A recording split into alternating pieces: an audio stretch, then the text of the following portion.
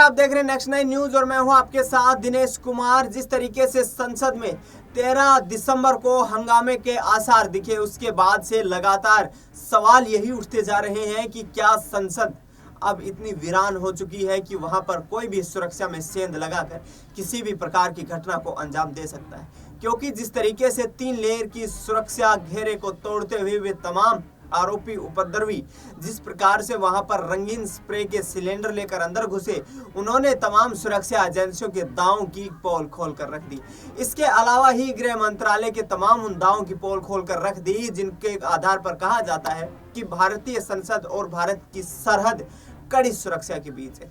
इस बीच विपक्षी सांसदों ने गृह मंत्री अमित शाह से इस्तीफे की मांग की और इसी के साथ उन्होंने स्पष्टीकरण भी मांगा कि अमित शाह हाउस में आए, हाउस को एड्रेस करें और ये इतना बड़ा सिक्योरिटी जो ब्रीच है ये कैसे हुआ, इस पर अपनी प्रतिक्रिया दें।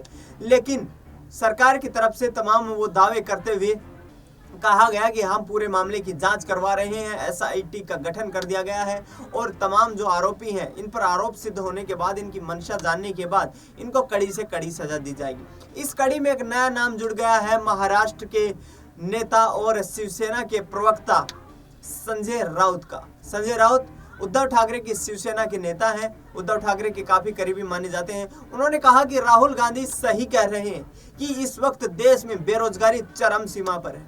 वो चाहे हरियाणा हो, चाहे महाराष्ट्र हो, चाहे यूपी हो, चाहे बंगाल हो, चाहे झारखंड हो, चाहे मध्य प्रदेश हो, हर जगह इस तरीके से एक बेरोजगारी का आलम छाया हुआ है कि देश का युवा दर दर भटकने को मजबूर है। तमाम डिग्रियां लेने के बाद, टेक्निकल एजुकेशन ग्रहण करने के बाद, पढ़े लिखे होने के बाद नौकरियां नहीं मिल पा रही हैं। लेकिन इस पर प्रधानमंत्री, गृह मंत्री या भारतीय जनता पार्टी और केंद्र सरकार का कोई भी ध्यान नहीं है। केंद्र सरकार मात्र धर्म की राजनीति कर रही है, हिंदू और मुसलमान को लड़वाया जा रहा है। अब तक शुक्र है कि इस मामले में किसी मुसलमान का नाम नहीं आया है, वरना आगे आने वाले वक्त में हम देखते हैं कि देश में कई तरीके के जो कम्युनल दंगे हैं, जो एक तरीके से सामुदायिक दंगे हैं, वो भी भड़क सकते थे। संजय राउत ने बीजेपी पर निशाना साधते हुए कहा कि अब बीजेपी को धर्म और जाति की राजनीति से बाहर आकर देश की राजनीति करनी चाहिए। देश के युवाओं को रोजगार देने के सपनों की राजनीति करनी चाहिए और उनके सपनों को साकार करने की कोशिश करनी चाहिए।